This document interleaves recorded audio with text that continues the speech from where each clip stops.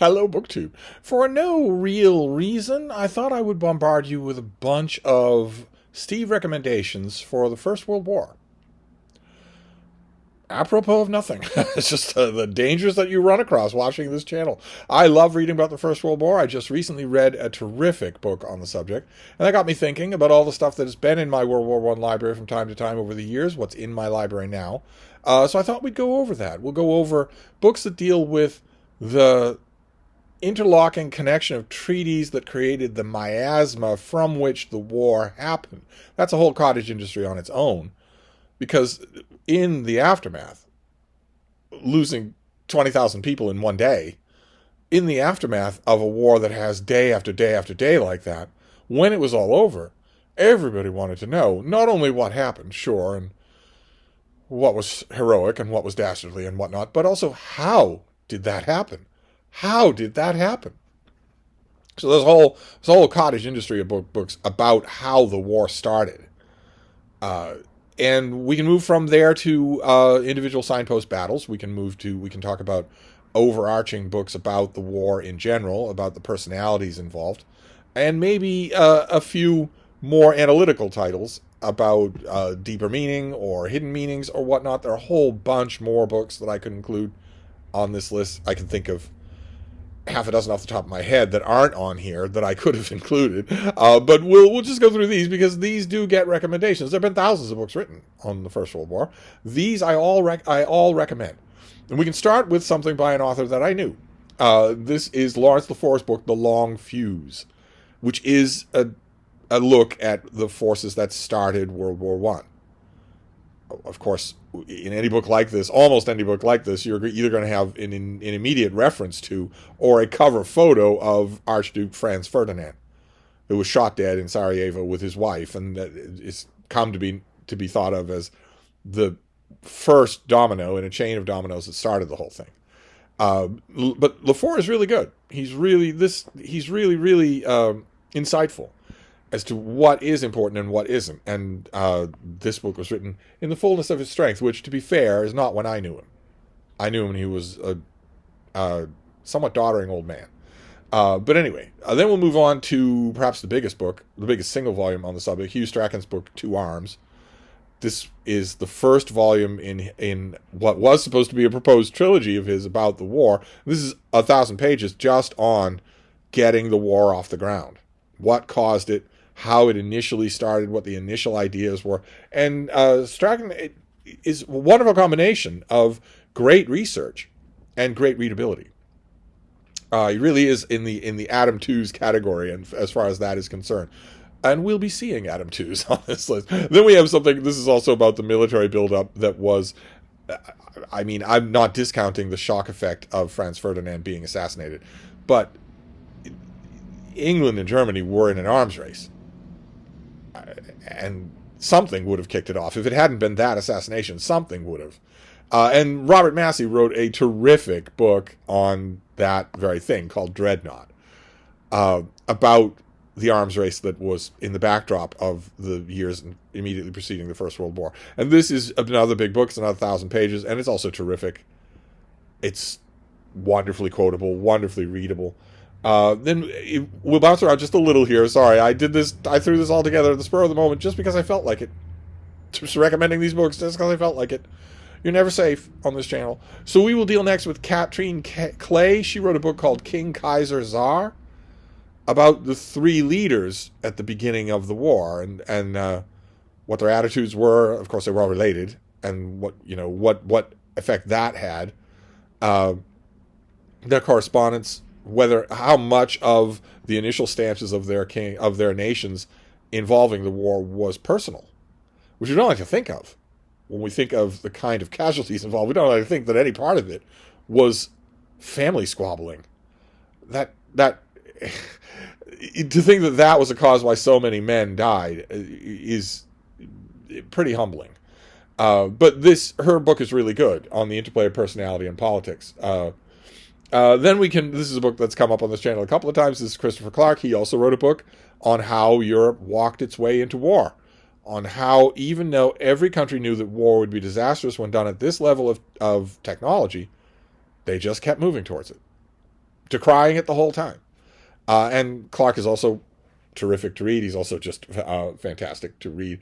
Then we can deal, maybe I've got a few of these on individual battles, and the next book is by Robert Cowley, and it's probably the main proximate reason why I made this list at all, because his book was so good. I loved it so much. I strongly recommend it, and it is in print. It's The Killing Season, about the autumn of 1914, when suddenly the true nature of the war made itself unavoidably obvious, where this was not going to be Napoleonic at all.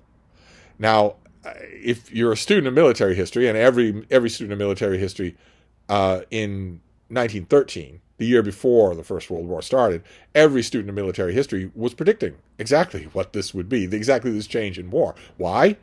Because they'd all watched the American Civil War, when the lessons of 1914 were clearly laid out in 1862. And that change was what happens when you send masses of men against entrenched nests of repeatable high-tech artillery. Those men get mowed down like dandelions on a lawn. It's not that valor gets them all the way to the bloody angle. It's that they get mowed down. So you have to rethink war. Technology has made it necessary for you to rethink war and battlefields. And this book is so good. It's so eloquent and so intelligent that I really want to recommend it. Then we have something by Holger Herwig, who's no lightweight when it comes to intelligent and readable prose. This is his book on the Marne. All of these things are, of course, deeply interconnected. They almost organically move one into the other. And this is another book about the battle that changed the world. This is another book about the same thing, the massive changes that happened as a result of people realizing what was going on there. This wasn't a question anymore of the charge of the Light Brigade, and never would be again.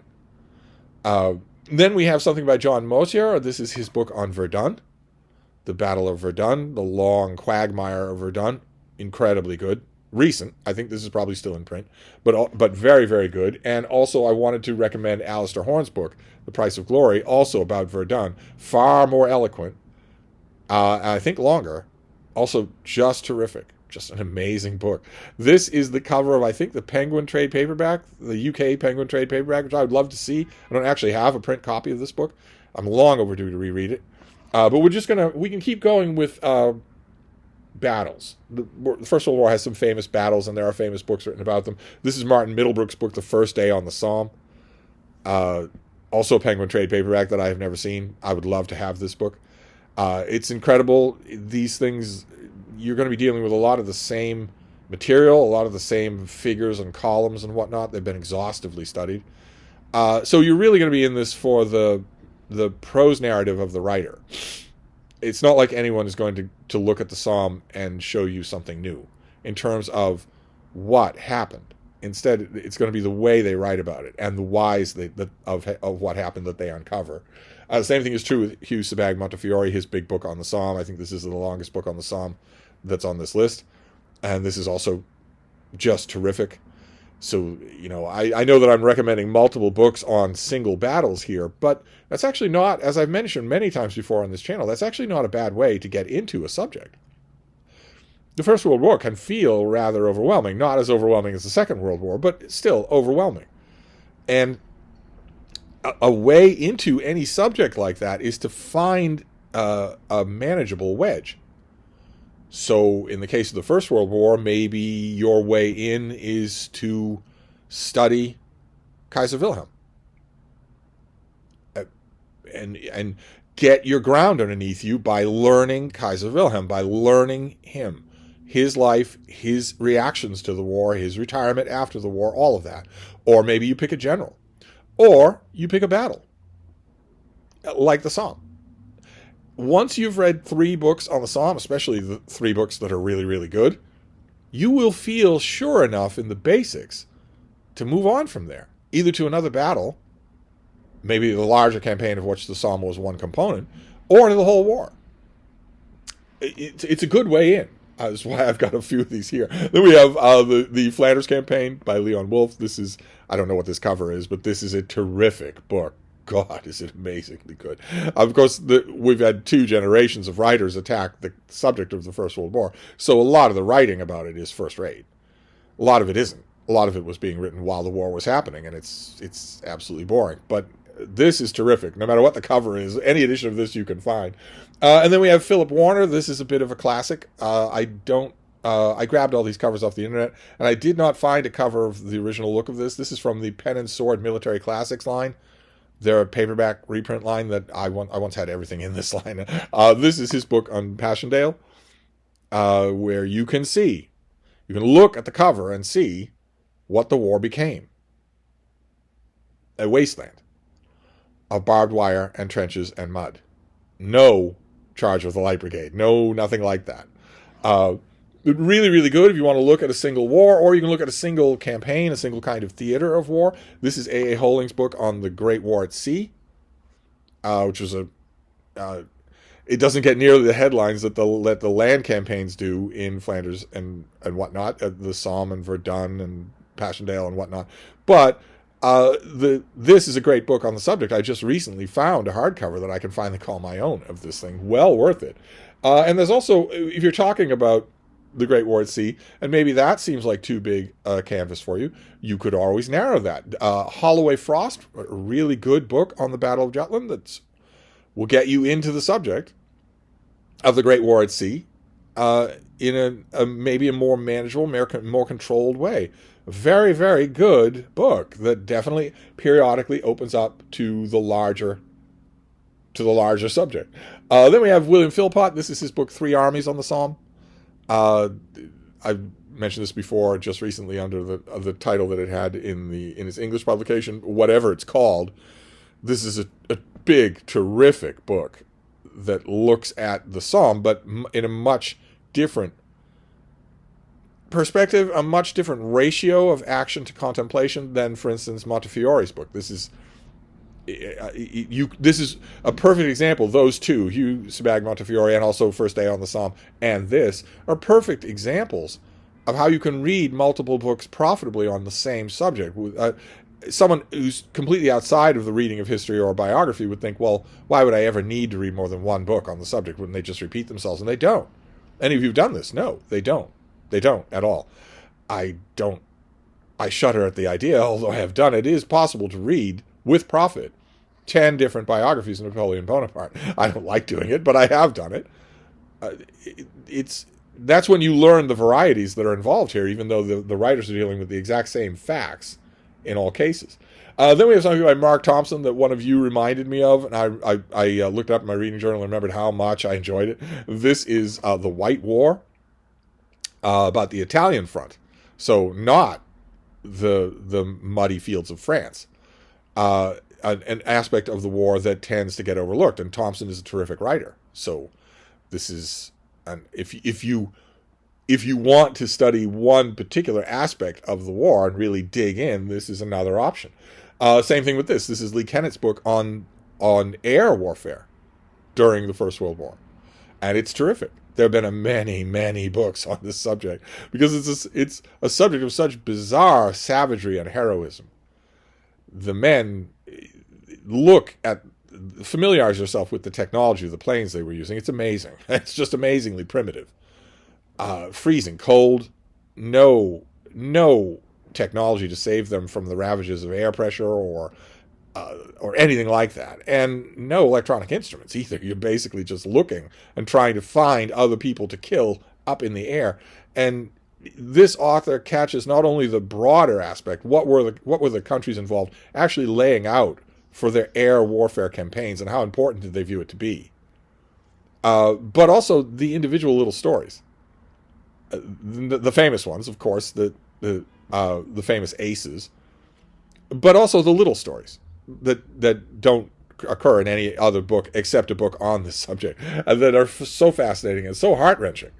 And then we have a slightly broader book, also big. We come back to Robert Massey. This is a book, Castles of the Sea, about the pursuit of the war.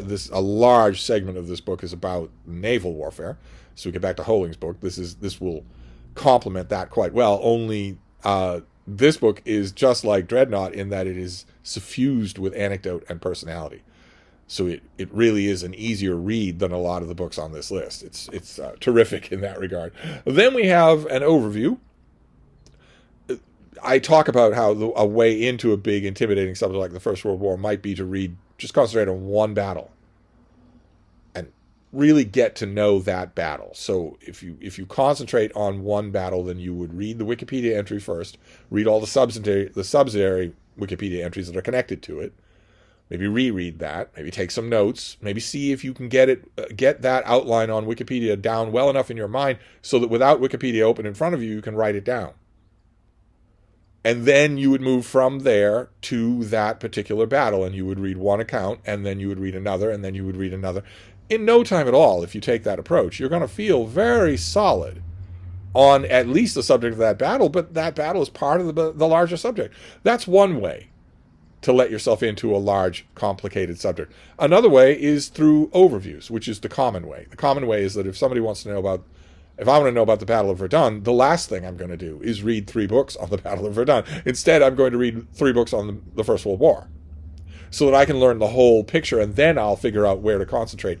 That's also a completely valid approach. I've had many people do that, especially with the Italian Renaissance, where they read an overview. There are plenty of overviews of the Renaissance that you can read. I will often tell them, read an overview of the Renaissance and see what pings. Something will ping. What will it be? The internationalization of banking? It's a very boring subject, but it might work. If it worked, something like that would work for David Murphy, it could work for somebody else. It might be that banking. That would work. Well, all of a sudden, once you've got the overview under your belt, you will know that has pinged for you. What about condottieri? What about hiring mercenaries to do your warfare for you? Maybe you want to study that. What if it's a single person? What if it's a single ruler, male or female? A lot of people like to do that. They like to look at the overview first and see what pings for them. So I have a few overviews for you. The aforementioned Hugh Strachan, who wrote that book, Two Arms, he wrote a book on the First World War. He wrote a 1-volume thing that is the whole war. So he wrote a 1-volume history of the subject before he finished his 3-volume history. Then we have Martin Gilbert, who also wrote a 1-volume history that is very good. Gilbert is a little bit bare bones as a writer, but maybe you want that in an overview of a book. Then John Keegan, the great military historian of the 20th century, wrote the First World War, and it's really, really good.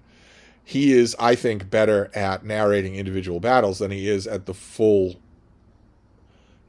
tapestry of the whole war, but he's still really good at it. Do I have another world? Yeah, Trevor Wilson, The Myriad Faces of War. This is bigger and a little harder to find, but it is also really, really good. And G.J. Meyer, A World Undone, which is terrific. Probably the most serviceable 1-volume history of the war.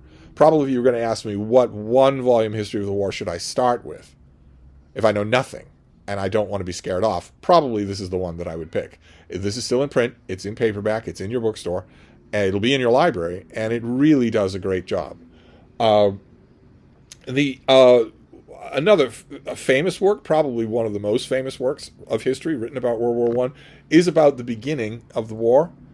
The confused beginning when armament outstretched men, when desire for territory and also to break through or to victory by Christmas outstripped budgets and economies. And that is Barbara Tuchman, The Guns of August, which is well worth a read. I mean, it's a hugely popular book. It doesn't need much help from me, but it is terrific. So I wanted to include it. But then we can move on from overviews of the war to studies of the war. Let's look at it with a little bit more analytical view. So these books probably wouldn't work unless you've read some of the earlier books that I've mentioned. You would have to be, I think, a little familiar with the war in its nuts and bolts detail in order to really get the most out of these things. Probably that is the case. But I wanted to recommend some of these because they are really, really good. Like, for instance, Neil Ferguson, love him or hate him, agree with his choices or not, his book, The Pity of War, is really thoughtful. It's really good on what World War I was, how it happened, what it was. Then there's Duncan Kelly. This is Worlds of Wartime. Same thing. Studying the war, studying what it means, studying how it was portrayed. by journalists and then the first generation of war historians. Then we have Robert Gerwath. I still have not come to terms with this book. I really wish I'd kept my copy. I got an advance copy from the publisher. I read it. I took a lot of notes. I disagreed with a lot. I wrote a review of it. And I got the finished copy. And I reread the finished copy and wished that I could have taken back some of what was in my review, maybe add a little more to it. It's always a sign of a really good book. But then I got rid of the advanced copy and I got rid of the finished copy, and I've never seen a copy of it. This is his book, The Vanquished, with the subtitle, Why the First World War Failed to End. And it's fascinating. It's really thought-provoking. Again, I don't think this book would be of any use to you at all if you were not familiar with the First World War. But if you are, you got to read this.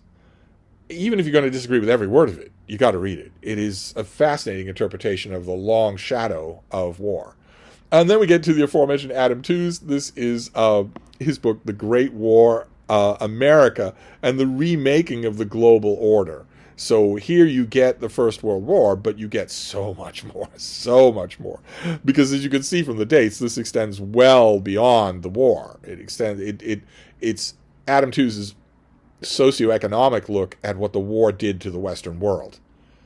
It is not a light undertaking. He is not a light undertaking as an author, but he is so rewarding. Oh my, he's so rewarding. So this is probably the most difficult, maybe Two Arms by Hugh Strachan, but this is probably the most difficult book on this list, but I had to include it. It's just well worth it. Then we have fictional representations of the war, fictional or personal representations of the war. Because, of course, even while it was going on, people were writing memoirs. Edith Wharton wrote a memoir while it was going on. While the war was going on, plenty of people were writing memoirs, and it wasn't long before people started writing fiction. Of course, the most famous World War I novel of them all is All Quiet on the Western Front, which just had a new translation. But there are lots of others. Lots of memoirs, lots of fiction. I thought I'd end with a few of those. So first we have Frederick Manning. We've seen this book on this channel before, although not with this cover. This is The Middle Parts of Fortune, a slim novel that was part of the Penguin Modern Classics lineup. I don't know if this was ever inducted into the Penguin Classics, just a normal black spine Penguin Classic. But it's tremendously moving.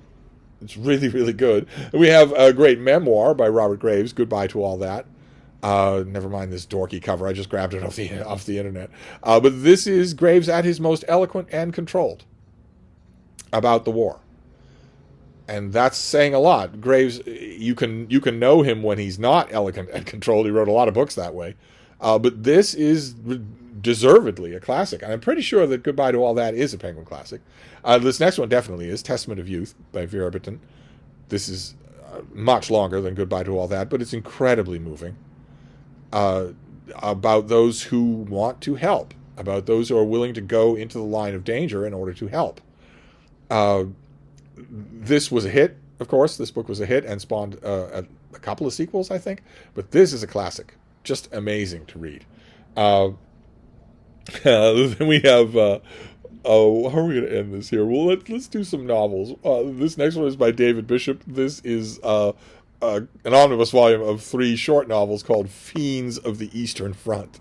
And this is about a substrand of horror that became inordinately popular much earlier than you would think. Novels of this type, this is, I think, from the 1990s, 1980s. But novels of this type were appearing in the 1930s, which was what if you, in addition to the horrors of the First World War, what if you had older and more supernatural horrors lurking out there in no man's land? This is pure cheese. It is just so enjoyable. And the same thing with this next one. This is by Kim Newman. This is Anno Dracula, The Bloody Red Baron. This is a sequel, in a way, to Kim Newman's book simply called Anno Dracula. In Anno Dracula, Count Dracula from Bram Stoker's novel comes to England. He comes to Carfax Abbey, as he does in the novel, in order to convert as much of England to vampirism as possible. And in Anno Dracula, he largely succeeds. He doesn't he doesn't meet his end like he does in the novel Dracula. Instead, he succeeds, and we encounter a fictional London that is full of vampires. Not just his get, but also the get of other old vampires. And that's just part of the world. And this novel is a kind of sequel that takes place during the First World War, only mapped onto that world where there are centuries-old vampires and there are all sorts of other shape changers. And it's amazing. It's just amazing. It has some amazing set pieces. It has an amazing heroine, amazing hero. Of course, the bad guy is Dracula, but that becomes more and more tenuous as the series goes on. And the Bloody Red Baron does not fly a biplane. He transforms giant leathery wings. He and his flying squadron. It's incredibly good. There are throwaway scenes in here that would be a whole novel for a less inventive writer. So I had to include it. It is a kind of World War One. And then we can finish up with what, in my opinion, is the greatest work of literature, fiction or nonfiction, to come out of World War One. And that is Seven Pillars of Wisdom by Lawrence of Arabia, which technically narrates a footnote to a footnote in the war's history, but it doesn't matter. It doesn't matter. It's the pitch of the prose. It's the nature of the narrative. It's about the Arab revolt, which was not that big a deal in the larger theater of the war. We'll get a paragraph in some of the books that we've seen so far on this list, but it's still an epic backdrop for this book. So this is, when you are reading Seven Pillars of Wisdom, you are not really reading a World War One book, but it qualifies close enough to give me an excuse to recommend this book again, which is all I want. So I'll wrap this up with Lawrence of Arabia because it doesn't get any better than that. And there you go. That is just a bunch of random World War One recommendations. Sorry about that. They were on my mind because I read Cowley's book and really, really liked it. It tempted me to go down a World War One rabbit hole of my own reading. So I wanted to share. But I'll wrap this up for now. But I'll be back. Thank you, BookTube.